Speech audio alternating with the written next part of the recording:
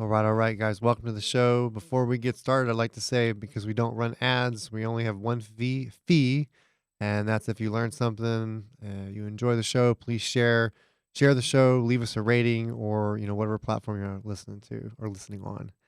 But all right, guys. Today it's Misty and myself. We're gonna do a deal breakdown on a property that we had bought many moons ago. We still have it; it's still in service, and want to kind of start from the top there and go through just the ins and outs. It was a starting property that we had. It was actually our third property that we ever purchased or we ever had, and so we want to start with that. So let's start out by talking about the accumulation of kind of how everything started. So at that time, I was we weren't full time real estate, right? Correct. And you had worked at the Misty worked at the bank. You were kind of run through that. You Yeah. were I was an assistant manager for the bank, and paying we all the bills. That's kind of how we did it, right? yeah, I You. covered all the household bills and everything so we can grow the martial arts academy. Yep. And then I was just stacking money away as fast as I could to the point that I remember we got in arguments because I didn't want to. I didn't want to buy anything at the grocery store.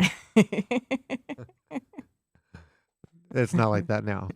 But Can of beans. yeah, I didn't want to buy a can of beans. So, but I was able to stack away a substantial amount of money, at a young age. We were in our 20s at that time. And so we were able to, stack away. I think I was doing, my goal was about 2000 a I month. wasn't in You were in your 20s. Don't act like you're, my 20s. there's a 4-year difference between us. She was still in her 20s at that time. So, oh, wait. Yeah. Ah. I was in my 20s. It doesn't matter how old she was. So. Yeah. Well, I'll get to that in a minute. But yeah, so I was stacking away about 2000 a month for many years, actually. Well, take that back. You were in your 20s, not when we purchased, but you were in Right. your 20s at the time. Because Working our way there. yeah, we didn't have kids or anything like that, so we were working our way into it at that time. So it was about 2000 a month is what we were stacking away, and I think by the time we got to that point, you would eventually had gotten relieved of duty at the bank. How would you put that? Yes, I chose to leave. Yeah, chose to leave. They said either move into a lower position or get out. And she's like, I'm out. And so After, what was it, 13 years? 13 years at the bank. Yeah. So anyone that listens to this, that's a good example of what it is, when you are doing the W-2 job that, I mean, quite frankly, she was, a good employee. You were brought in, just kind of to take a step back on that. You Mhm. were brought in to that particular position to do what? To clean it up because they kept failing audit. And you did clean it up, right? Yep, passed audit. Passed audit, and eventually you got pregnant, and then after a while, that's kind of when Yeah, they. just did not get along with the branch manager. Yeah, exactly. So and then you and I had got pregnant, or we got pregnant with our first son, and so yeah, so W-2. I mean, she would never never meant to stay there anyways, but it did what Correct. it did what it needed to do. So we could accumulate the money. We got up to, I think, within the academy, we accumulated about 80,000 just sitting on it. And at the time, guys, just so that you know, when we were doing this, the houses were selling for 80,000, right? Hmm. And Yeah, not ugly houses either. Like there yeah. was Good starter homes. good starter homes. So, in fact, if a friend of mine ever listens to this, they used to make the joke about me saying, oh, well, story can buy your house, because my buddy was wanting to sell his house for about 88,000, and I was like, I could buy it, and they laugh at me and whatever. And truth is, we could buy it. Yeah, you pulled up your balance on the phone. Yeah, It's like, look, I I can was buy like, it. look, I can buy it. Um, and I remember sitting on the 80,000. Now, why that's important is because, and why I wanted to go through this deal breakdown was because the mindset. And this is things that we had to go through ourselves. We had a lot of discussions. I remember just like sitting there thinking, like, what am I going to do? Yeah, so previously, any home purchases has always been me. You had not really purchased a home yet. And I was scared to let go of 80 grand, right? I had this Yeah. thing. I was So like, when we no. first met, I already had my house. And so that was the first property. And then we were married when we bought the second one, but it was only in my name. Right. And I was the only one who made that purchase. Yeah. Um, She's smiling at me. She likes that. She's like, I had two. no, I'm thinking about Oh, yeah, yeah. the title company. Title But company. Absolutely, guys. Title company. That's a whole nother story for a whole other day. But so this was going to be the first property that you are actually putting money into, and it was scary because I'm trying to figure out what do I do with this money, right? Like I've got $80,000 in the bank. It felt really good. And again, I mean, keep in mind here, at the time, 80,000 right now is a down payment on something. It's not buying cash. I mean, it depends on where you're buying. But for the most part, if you're gonna buy like what we bought with it, that's a $300,000 house now. Like yeah, that. It doesn't go as far. And I mean, think about that for a second. The $80,000 isn't even a third of what the house is now worth, right? Not hmm even a third of it. So we were contemplating a lot of what to do. We were trying to figure out, I was like, well, could we pay off the rental, that we had at the time, the other rental, which I think we would have paid off at what, 445,000, something like that. So I'd been left over with another 40. And at this time we hadn't been really familiar with, you know, we were still, this is the third property. We're kind of like, we're getting our feet wet. We're still a little we nervous hadn't on payments, we right? hadn't had to go with any kind of untraditional type of loans or So we anything. weren't familiar So, with those, hmm right? Uh, and luckily, I was able to qualify for both mortgages under just me, my original home, and since I didn't sell it, we just moved out of it and leased it. I had to yeah. qualify for the home that we actually lived in when we moved. So And we two were homes in my name. exactly, but we were still scared of payments, right? Like we were still nervous. Like, what if something goes wrong and we can't make the payment? I remember going through Yeah. that. Like, Yeah. oh man, what if I can't make the payment? Maybe I just pay this one off, and then I don't pay that one, and then then now we're with $40,000, and I'm like, what do I do with 40? Like what do we do with it? So we went back and forth with that. Which by the way, we still hadn't paid that first one off. We're letting someone else pay that off. That conversation still comes up. But the contemplation happened a lot. And I remember we started to look into getting a loan, right? This is when you start learning more and more about how the world works with banks and money and all that. So W-2. W2 and all that. This is when I started learning about W2 more so than anything else, because with the school, the idea was what? It was to write as much off as possible, Yeah. right? Show as little income as. Show as little income as Mhm. possible. And I even had a mentor, a friend of mine, tell me that. He's like, man, just keep on showing the least you can. And I'm like, and I was fine with that, right? But um, at that time, I'm like, okay, I want to grow. I've got $80,000, so let's go to the bank. And we went to the bank. What happened? Shut down. They shut us down, right? They said, no, we can't give you a loan. And I remember like looking at the loan officer going, but my balance is $80,000. I want $100,000 loan, and I'm thinking to myself, like, how are you not? That's And not risky. yeah, that's not risky. And of course, I just didn't know. Especially being backed by a house. Right. It's backed by a house. I have 80,000 in the bank. I could just about pay off this $100,000 loan with the money that's there. And I'm thinking to myself, like, this isn't risky. And I'm like, the bank is kind of like, bank's crazy. Um, what's funny is full circle on that. Uh, the individual who was in that conversation is now years and years later, they bring their kid to the martial arts academy. The banker that was in that conversation, they bring their kid to our martial arts school as of this year, 2022. So What is that? I thought that was 9 years later. something like that. That's pretty funny. So, but yeah, so we know 10. That's not 9. That's 10. So the bank says no. I'm thinking to myself like, man, because I don't have a W-2, and by the time we made this decision on how we're gonna utilize this 80,000, we had already just decided, let's go and just buy a house cash. Let's just do that. Fine. The bank said no. Misty's W-2 is not enough, right? Because you already had 2 houses in your Yeah. name, so they're like Getting a third. getting a third. They're not gonna let you do that, right? So we decided let's go cash. And so we started looking. We found a good realtor friend that we used actually many years after that as well. And at this time, again, remember homes are going for what? $100,000, right? A Yeah. nice 1,700 square foot home. It's a little newer. They're going for 17 or for 100,000 at the time. And so, this is the banks have already all the 2008 stuff has already happened. And so now, the housing market's recovering some. There's not a hyperinflation or anything like that. It's a buyer's market at the time. I remember that. It was a buyer's market. And we looked at a lot of homes. We did. A lot of homes.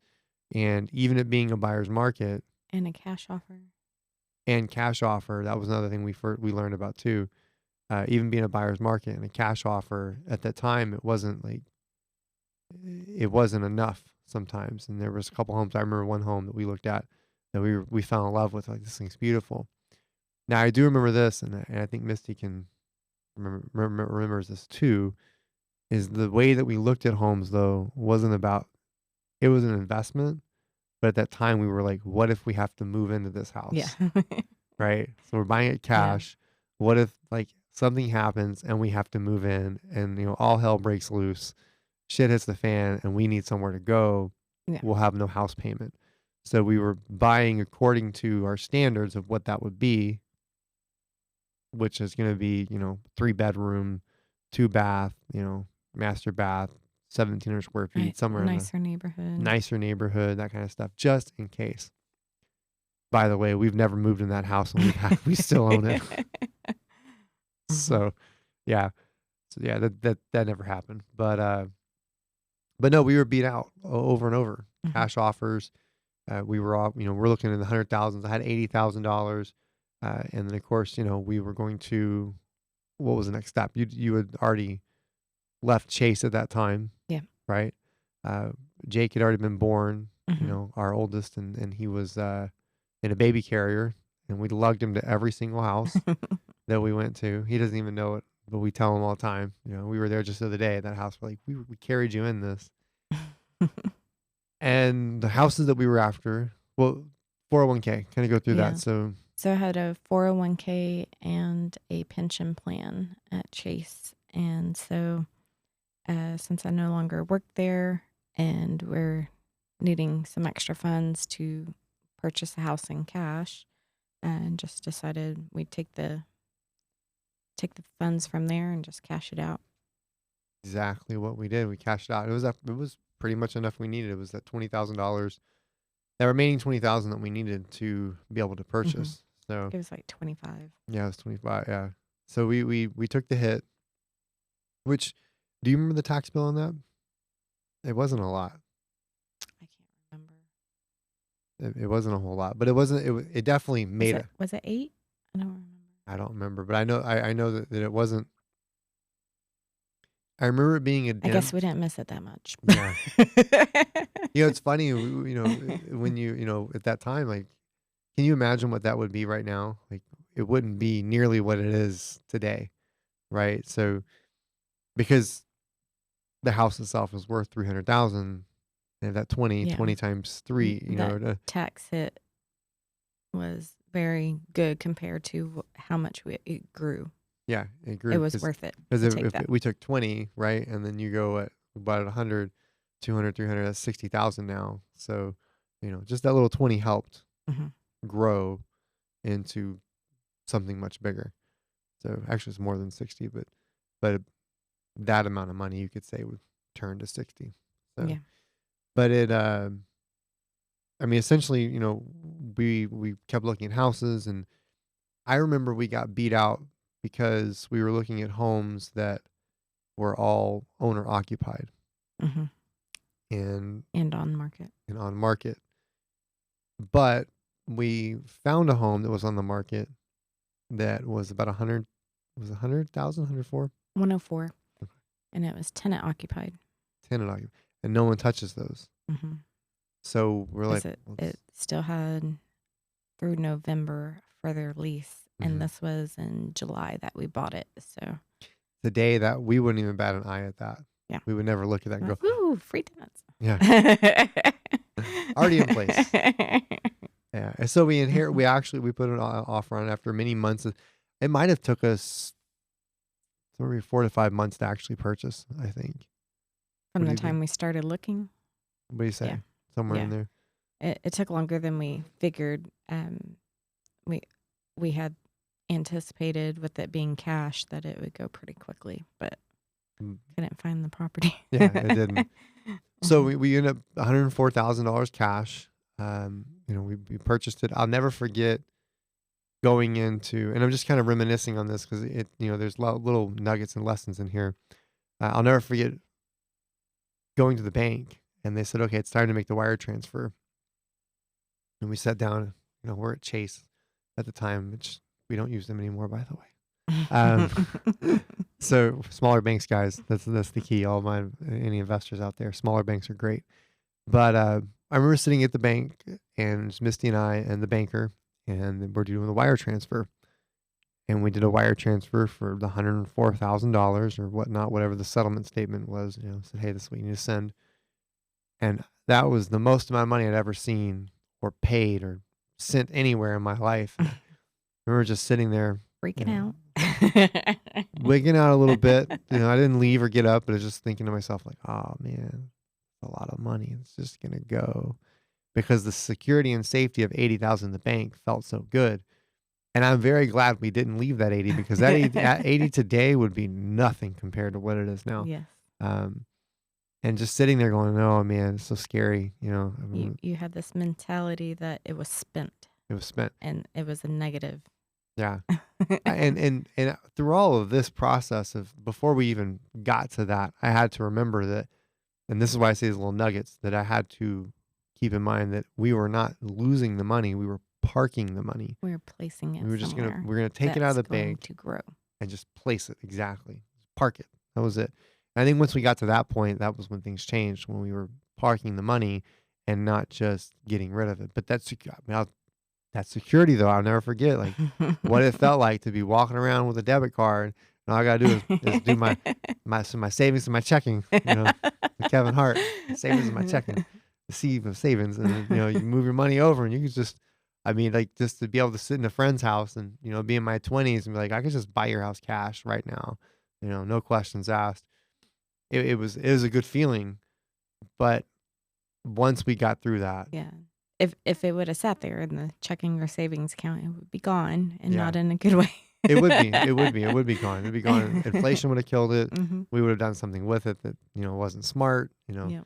Um, but between all that situation and placing the money somewhere else, it worked out. So I just remember you like looking at your balance on your phone and now it's down to nothing yeah, and you're upset and then we're like, we could drive by the house.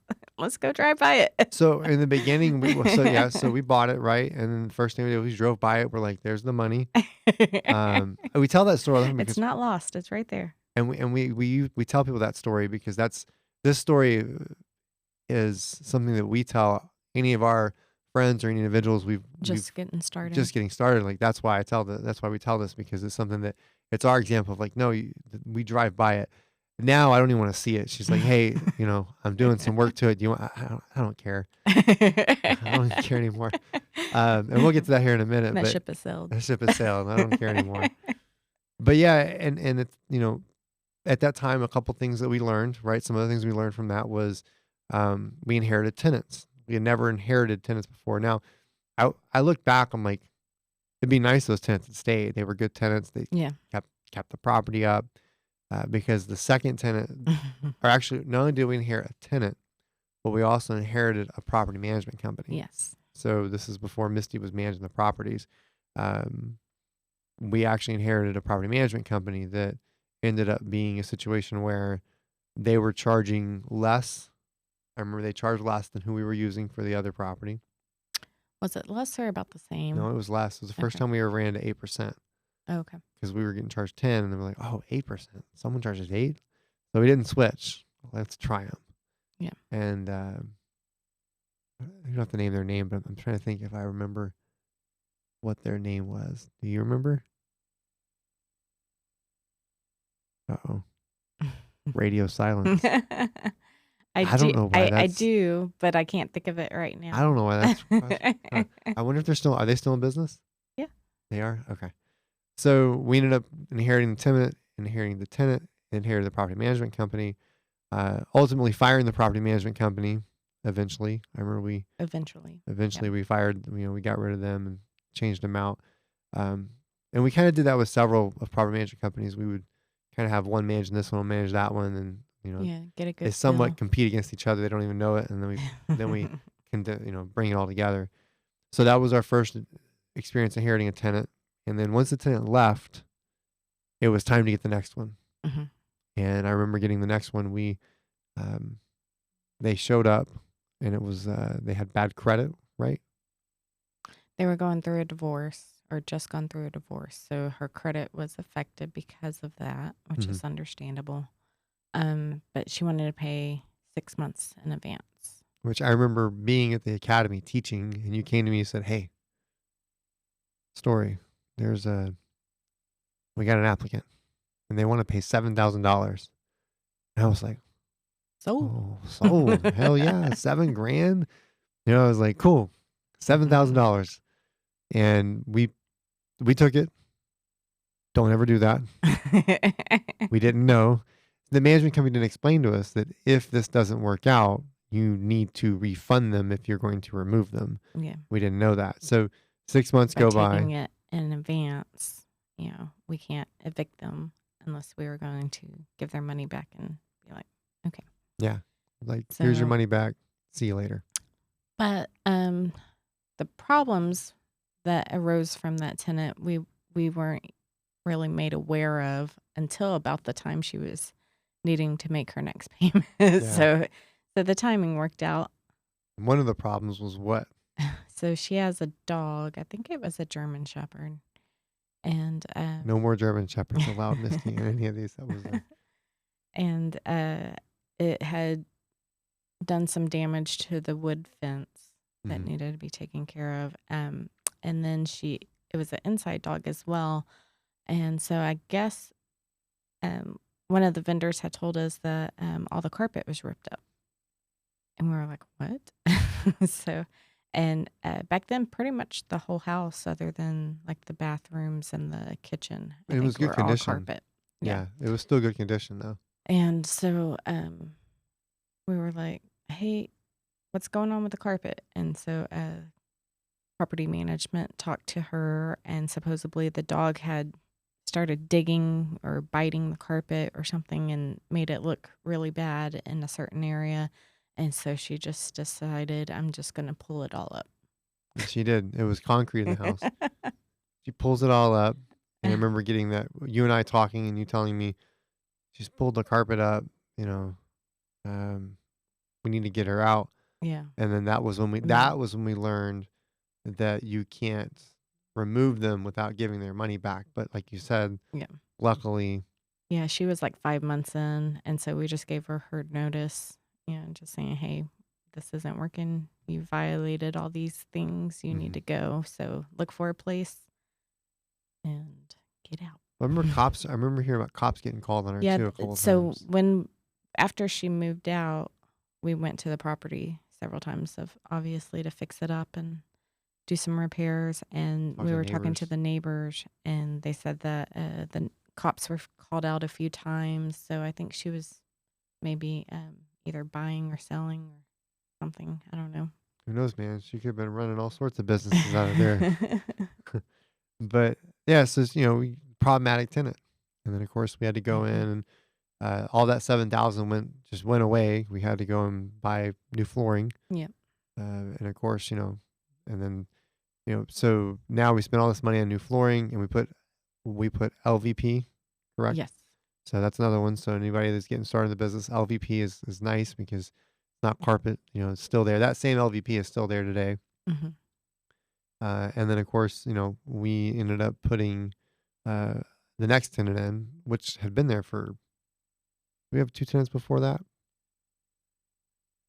tenants No, have we gone through? no. That situation, the tenant was there with, I guess, her boyfriend. And after 2 or 3 years, I guess they broke up and he moved out and she had a new guy.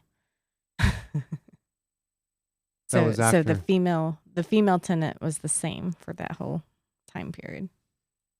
that there's left. Yeah. Oh, was it? Yeah. Oh, it wasn't the male tenant. No, there's two different mills. Oh, okay. Well, guys, ladies and gentlemen, welcome to the show. I just learned something new today. I didn't know that. See, I'm an investor, guys. I don't pay attention. That's why I have a property manager. Like I didn't know that. Okay. Um, yeah. Maybe that's why the other dude's mail was showing up. So anyhow, I just learned something myself. Misty's over here throwing information. What else what are you holding back on me, Misty? I didn't know that. So okay, well Yeah, then so that they lived particular there for what, 6 years or so? it makes me wonder if the other person was a little bit cleaner. We'll get into that story in a minute. So um but yeah, so we still have the house. In fact, right now and that's kind of where this kind of came up. We're in the process of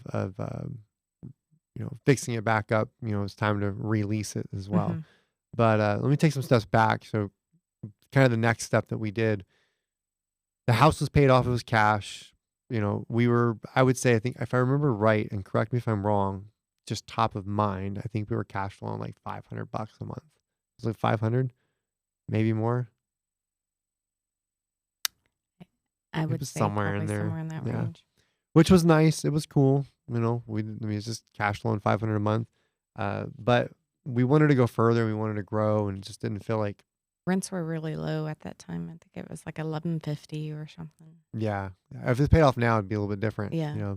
Things have moved up, but we wanted to grow. And so we decided the property had increased in value. It had over doubled in value, or actually it got to about double. It was about double in value. So, I mean, think about that. We bought it for 100. It's $200,000 home now at this time, and we decided to, like, we want to grow, and so we cashed out and refied it, and we put a loan on it. Now, someone might say, why would you do that to a paid off house? Because we wanted to take all of our money out of it that we put in, and then go off and buy more, which is what we did. So we actually wanted to spread it around. And I think that's one of the reasons why when I joke, I'm like, I don't care what color paint it is my money's not in there anymore. Mhm. And of course, much more seasoned, been around the game longer. So that stuff doesn't really like trip me out. I'm like, I'm writing a book, leave me alone.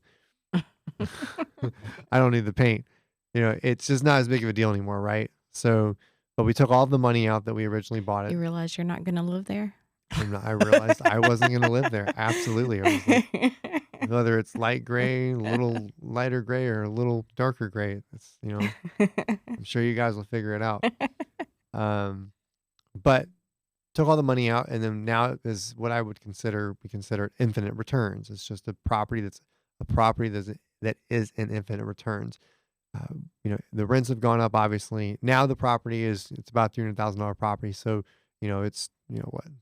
Now it's even more. So if we bought it for 100, it's $200,000 in equity, whatnot, that's sitting in that particular property. So, I think we made out on that pretty okay. Yeah. Um, Especially that we were able to take funds from it to buy 2 other properties. yeah. So And then, that helps just stack it on top of each other. yeah, exactly. And you keep doing it over and over and over, right? But that's just kind of the deal breakdown on this particular property that we'd had for quite some time. In fact, we'd been visiting it recently because Misty's now redoing the property. She's got to put in now you got to go back. It's been years, so we're gonna paint, Yeah. carpet. It's been many many years, so you have to go through and redo. Yeah, it's past its time for a lot of the upgrades and refresh and Yeah, everything. So like but we haven't put any flooring in it in 8 years, and we've never painted the walls since since we bought it. So and that's almost 10 years ago. So time yeah, to do it. yeah, we kept the tenants and the only reason those tenants left was because they bought a house. Yeah. That's it. Yeah. So that just kind of shows just as landlords, I mean, that's kind of what you want. You want your tenant, if they leave, it's not because you did something wrong or you sucked. It's because you just Mhm. they bought a house. They did what they, it served its purpose, and Yep. they moved on. And so, you do that by taking care of them. I know that I never saw a lot from those tenants. I know they had dogs, so they had some AC issues, but that's just because, when you got two big German shepherds, right? Mhm. Yeah, I what's with mean, the German Shepherds? that's why I said no German shepherds. We have a Belgian Malinois, by the way, And Malinois. then we have They're another beautiful property dogs. that has 2 German Shepherds as well. Yeah. They got the wrong dog. We have this beautiful Belgian Malinois. Uh, we do, Misty and I, and super smart. You got to go with the Belgians. So, but but yeah, I mean, now you're cleaning it up, getting it fixed up, ready to go, and and it's gonna go back in service and probably end up renting for much more. I think you said a Yeah. lot more now than what it was. So, but it's overdue, and so I think the lessons in this situation is banks don't care how much money you have in the bank. That's one of them. Just kind of the key points. Obviously, if you guys can make it work, if you have a husband wife situation, one of you work while the other one hustles and stack it up, and eventually we switched out, and we've since switched out before. I mean, now Misty, I always told her, I was like, it's going to pay off one day. One day you're going to be doing this. You'll be doing what you want to do, and I'll do, but right now we're get to do this so that one day you can do what you want. And so that's otherwise has happened. That was our experience with the buyer's market. The buyer's market, that was, and that's probably coming in soon. We're getting back to a more normal market. We might end up hitting more of a buyer's market here soon. So, those things are happening. So that was our first experience in the market was a buyer's market, or I would say ours, mine. I don't know when you originally bought your first house, what it was like as much. I was still hustling in other ways. So I wasn't, I was building a medical record company at the time. So I think didn't pay attention to housing as much at that time. So, but I I didn't didn't either. Yeah. You're like, I don't know. either. But, It was close to where I already lived. yeah. But yeah, in a buyer's market is one. And of course, it just I think another key point of that is just you're placing your money. You don't want too much in the bank. I think if had we held that, I mean, think about that for a second. We held that $80,000, even if we held it, it would just be worth a lot less. Mhm. We couldn't even purchase cash at this point. That Yeah. that that would be a down payment. That wouldn't even cover, a third of, or that would be a third. Basically $100,000, your 20 and my 80 together. That would Yeah. be, that would be a third of the house. So, it wouldn't be Not enough. a lot of equity. It's just not a lot of equity. So, there's little nuggets in there. And of course, when you're ready, if you end up purchasing cash, you can always turn around, refi, take your money back, depending on how you purchase it and if it's full price or whatnot. So, the cash out refi helps a lot. And then, of course, property management companies. I think everyone's different, but I believe even without Misty managing, if Misty was to die or something happened, she's not part of it. I know but I would hire a management company, right? Yep. You would hire a good one. And so, it's just what it is. She snickers at that, but hey, dude, gotta have contingency plans, guys. Contingency. I still love you, Misty, but it happens, man. It happens, dude. You just have to. Death and taxes. That's right. The two things: death and taxes. Yep. Yeah, you're gonna pay either property tax, income tax, something. You're gonna pay on one way or another. Sales tax. So, and you're gonna die. Which, by the way, before we shut this thing down, I saw it was like the two. I was hearing about. Oh, I know what it was. Did you see that Jerry Seinfeld, the episode Seinfeld, where he talks about the number one fear of people is public speaking, and number two is death. Mm-mm. They'd rather die before they get up in front of people. He's like, so if you're at a funeral, you're better off to be the one in the casket than the one giving the eulogy. I thought that was pretty funny. So, all right, guys. Any little nuggets you want to add to that, Misty? As she looks at her sheet, she says no. No, Man, I think we covered it. that's it, man. So that is the deal breakdown, guys. I hope you picked up some nuggets. Remember, you're parking your cash. You are not Losing it. losing your cash. And that's going to be the show today. Catch you guys next time.